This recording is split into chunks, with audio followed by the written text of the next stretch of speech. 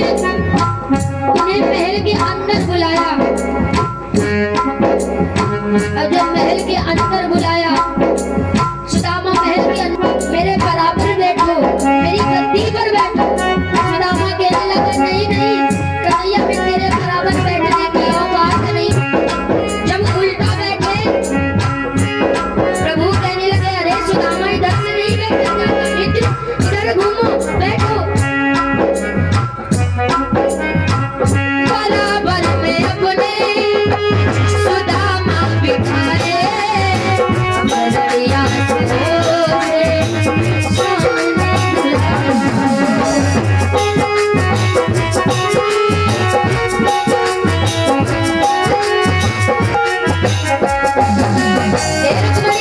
लोटे में जल लेकर आओ, अपने मित्र के पैर धोओ।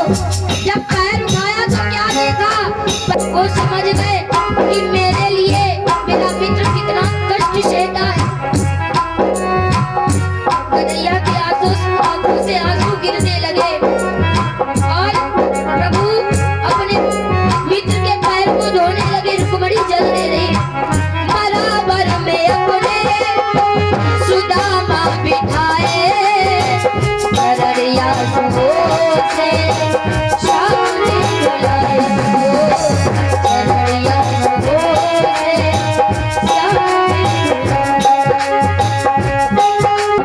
न घबराओ प्यारे, जरा भी जरा तुम सुदामा, तुझे का समा तेरे करीब आ गया है।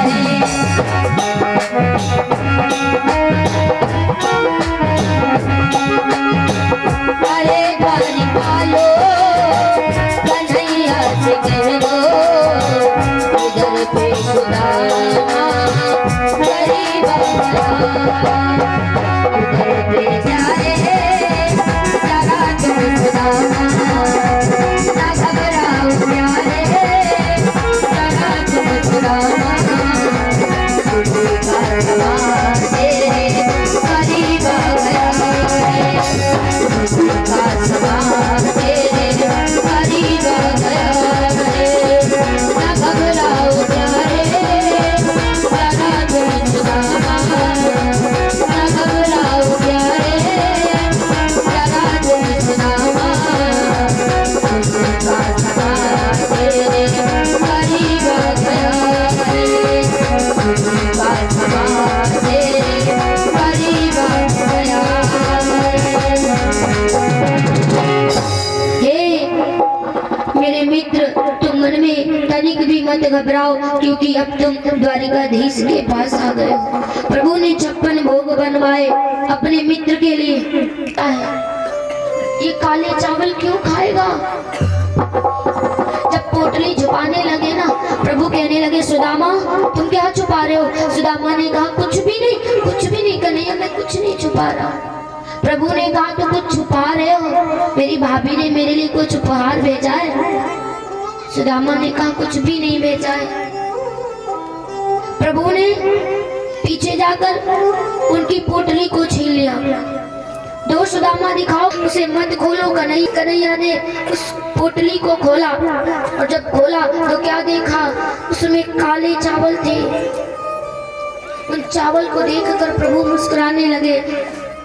अरे सुदामा, कितना उपहार, मेरी भाभी ने कितना अच्छा उपहार भेजा मेरे लिए। ये चावल, मैं ये चावल ही खाऊंगा और मैं कुछ नहीं खाऊंगा। उस चावल में 3 मुट्ठी चावल थे। प्रभु ने पहली मुट्ठी उठाई, तीनों लोग अर्पित कर दिए। एक मुट्ठी चावल उठाकर चबाया, सारा ब्रह्मांड सुदामा को दे दिया। दूसरा उठाया,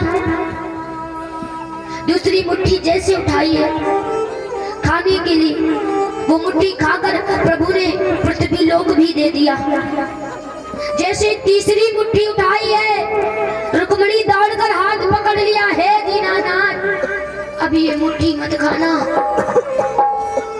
क्योंकि वैकुंठ धाम मेरे नारायण का है, वो किसी को दान मत करो, वो अपना रखो।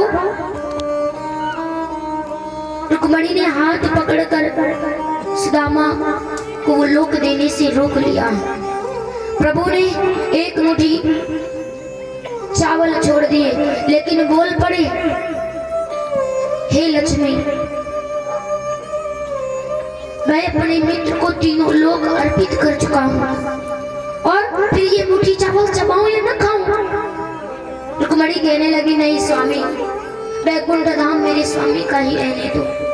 आप इस दान दक्षिणा करो, मैं नहीं रोकूंगी, लेकिन वैकुंठ धाम मत दो। प्रभु ने 2 मुट्ठी चावल खाए, 2 लोग उसे उसके नाम कर दिए। इधर सुदामा से प्रभु बातचीत कर रहे हैं।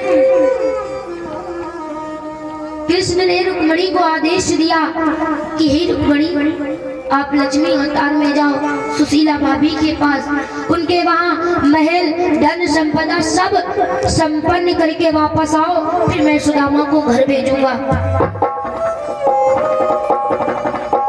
इधर सुशीला अपनों बच्चों को लिए आंगन में बैठी अपने पति का इंतजार कर रही थी।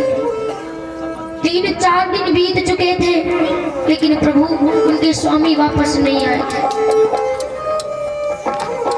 बैठी इंतजार कर रही थी। खाया ना, पांचों खड़ी होकर मैया को बारंबार प्रणाम करने लगे। प्रणाम माते, कहाँ थी अब तक अपने भक्तों की? तुम्हारे स्वामी नारायण के पास पहुंच चुके हैं, वो आते ही होंगे, मैं तुम्हें धन दौलत देने आई हूँ। सुशीला ने जवाब दिया, मुझे धन दौलत नहीं, केवल मेरे स्वामी और मुझे खाने के लिए भोजन चाहिए। माँ ने कहा, भोजन ही नहीं, मैं तुम्हें धन और दौलत शौहरत सब देती हूँ। लक्ष्मी मैया उनको धन दौलत महल सब सौंप कर नारायण के पास लौट गई। और इधर